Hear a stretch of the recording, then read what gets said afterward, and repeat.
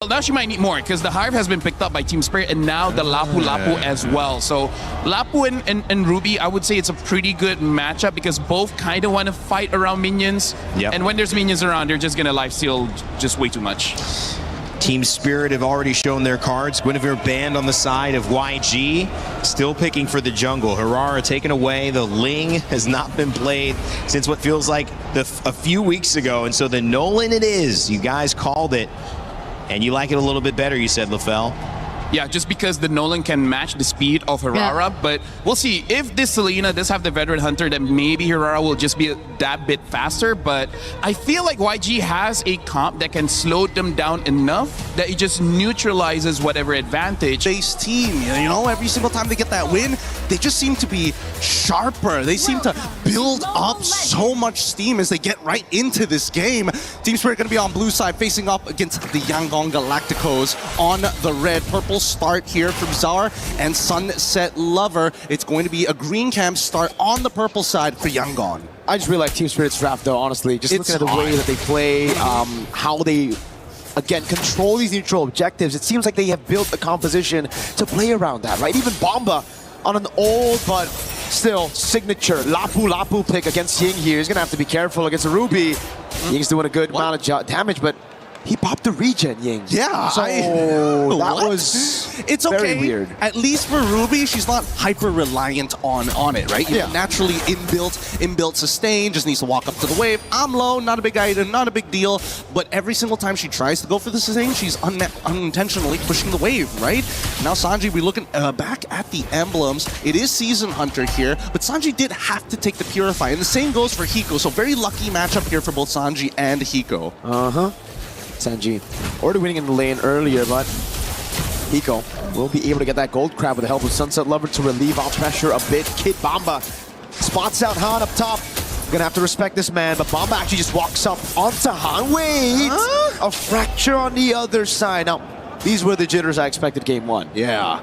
But I think maybe the pressure is starting to surmount, and I think at least for Han, he recognizes like, okay, my ult technically is pretty short. I can use it willy-nilly as long as there's like 15 seconds on that turtle. Then it's fine. We can still look for other plays across the map. The question is, what is that play going to look like, right? Because every single time it comes down to the mid side, both teams are very well adjusted to each other. You can see that a lot of their rotations, they're not taking the dangerous paths no more. They're opening up the map slowly after sending 1 or 2 members. And Blink this time, he's back on Minesweeper duty.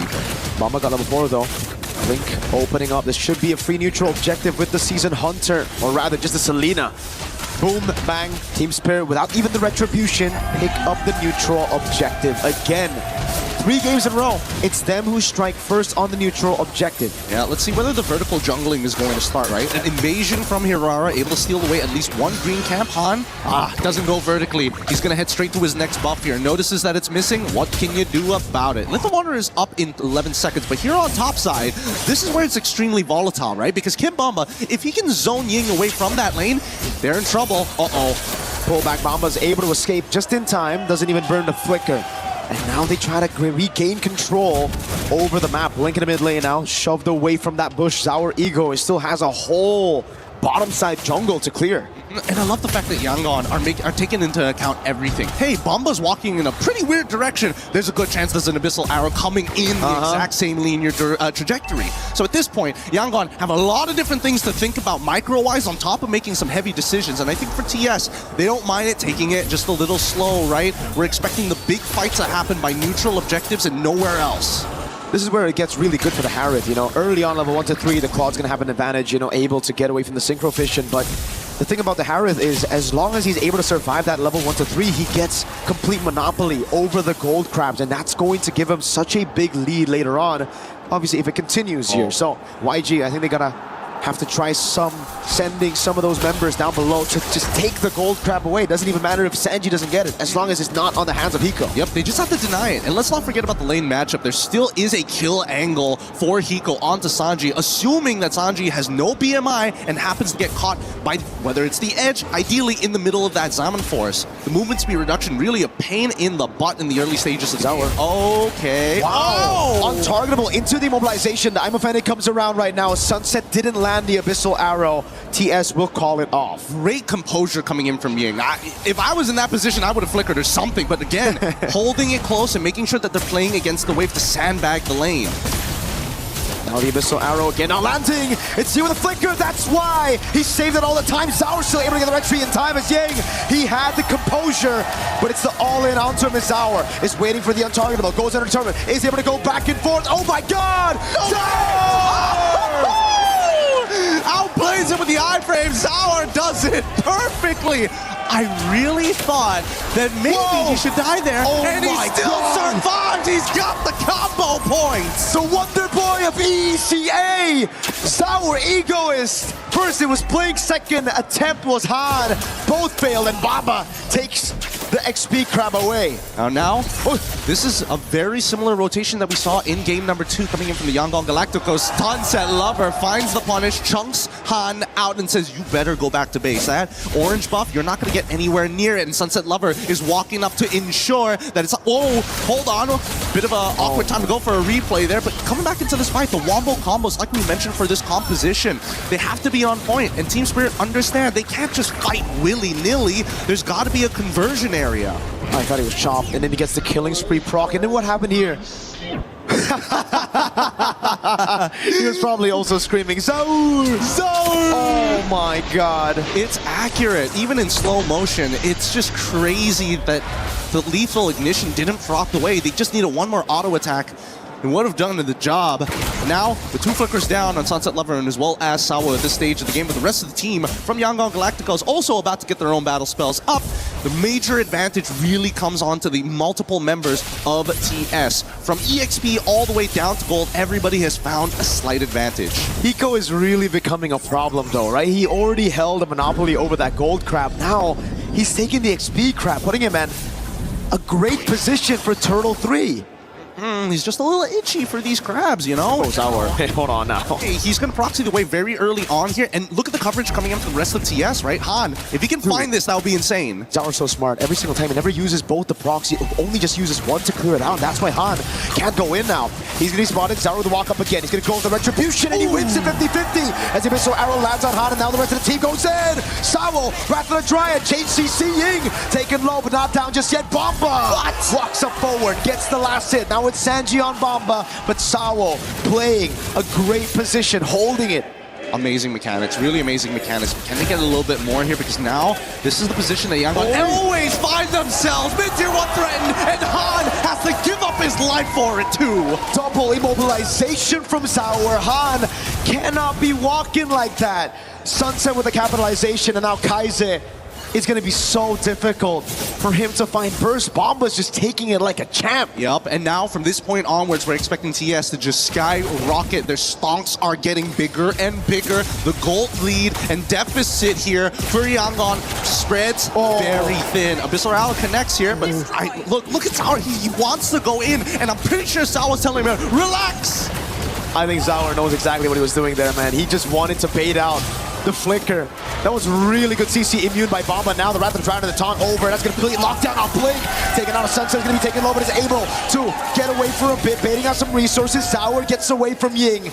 And it's TS who are just showing how good they can be with the mechanics as well. They trade out Sunset Lover for Blink. It's not ideal, of course, but they got the battle spell out of Kaizen. No flicker for him. They're making sure. Let's look at the items real quick. 2 to 1.5. For the comparison between Sanji as well as Hiko. Cheaper items as per usual, but even so, no big items like Lightning Truncheons for the extra burst. We do see a Chastised Pauldron being purchased by Sawa, so again, it's still a little difficult to take him out when he goes for those big flicker plays on top of the Wrath of the Dryads. Overall, the biggest problem right now is the fact that Zara can basically fight whenever alongside with Sunset Lover. With that War Axe, doesn't matter how low he gets chunked out, he will be able to heal back to full as long as there's a wave, there's a camp somewhere. Uh-oh, careful, Sanji.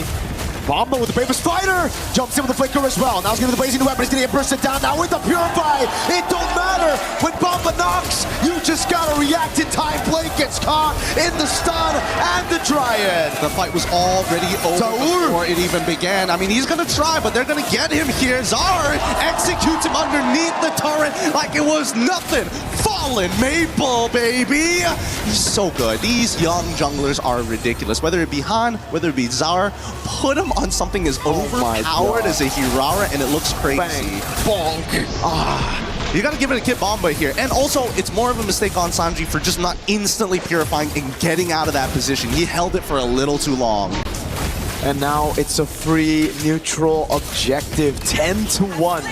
6.4k gold lead. Bomba on the Lapu Lapu with Sunset stealing away camps, but you know, Hansa has retribution. Still able to secure it. Fracture on the green camp, not giving anything away. But man, wait, Zaur gonna kill off camera on Kaise. Oh, during the replay. Oh my god. Yup, just one-shot him. Like, he is so strong right now. It's ridiculous. And he's maintaining these War Axe. He doesn't even have side piercer, right? He doesn't. That's why I say, Hirara, as soon as you hit level 15, you feel like an absolute monster, with or without the CDR, right? Just the natural damage that you have, and you're able to triple it every time you use one of those combo points. Zaur. Gonna go in, Bomba with a jump on the Bravest Spider, now on YG. Oh, this instant CC immune to get out of that I'm offended Ying.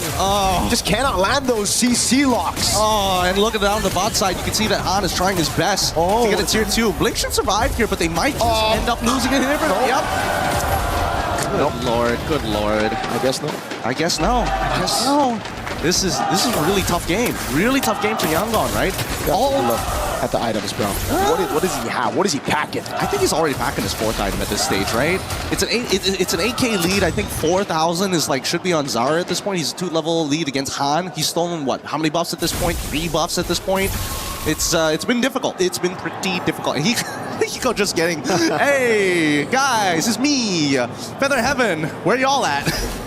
Everybody's at 6 items. He's like, yeah, Feather of Heaven. Guys, my investments are working out. Dude, I mean, for YG right now, there's literally nothing you can do. It's 11-1. You can only just wait in your base. It's a Eudora as well. Dude, he is nearly 10,000 extra damage ahead of Kaise, and somehow Han has not been able to find the big burst damage or the snowball that we were looking for. Holy, 4 items! Yeah. Oh, I thought maybe it was a little short on the roar, but good. No wonder.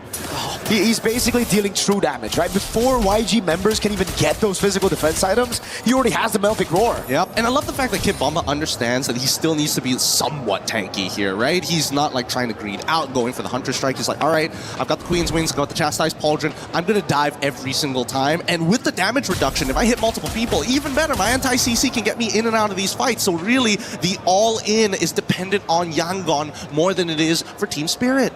Gonna damage taken as well. Bomba taking a beating, but really hasn't reflected. He has 0 deaths. Bomba with a jump in, the flicker on Kaise again. Bidding on some of those resources, taking everything and finding the stun. Bomba!